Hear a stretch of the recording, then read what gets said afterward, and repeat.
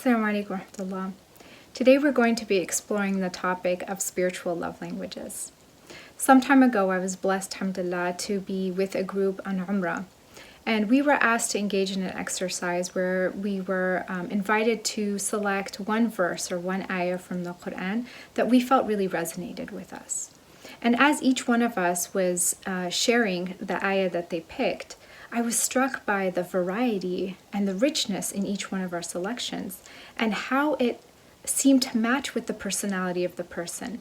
So one of the group members chose a verse around how dhikr gives oneself a feeling of peace and serenity.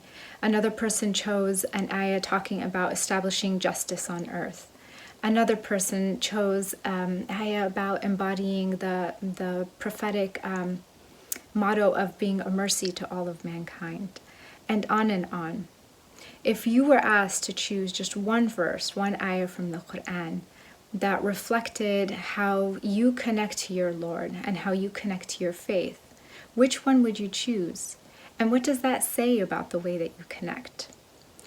Our Muslim sages once said, "The paths to God are as numerous as the number of souls in creation." In other words, just as we each connect to our loved ones here on earth differently and uniquely, we also each connect to our Lord and our Creator in a different way.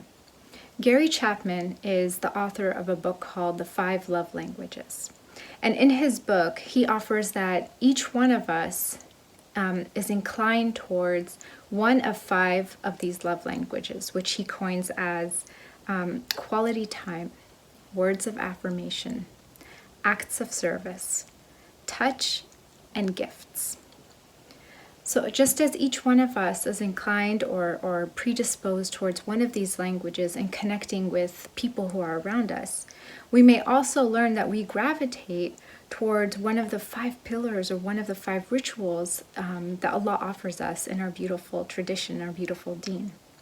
For example, if you want to think about when is it that you feel the most connected to Allah, to Rabbil Alameen?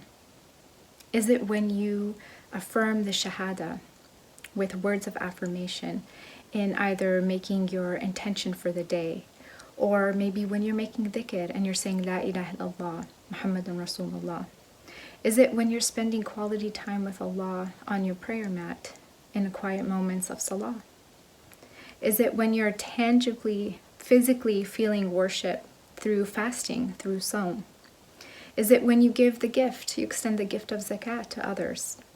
Or is it when you're performing acts of service, such as when you embark on the Hajj pilgrimage and you're doing these acts and embodying these rituals for the sake of Allah, for the sake of your Creator?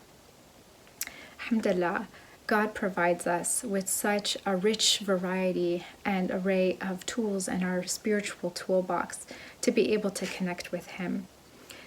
So I want to think about today which pillar or which ritual, which spiritual love language speaks to you today in this season and will help you connect more authentically and more meaningfully with your Creator, with Allah subhanahu wa ta'ala.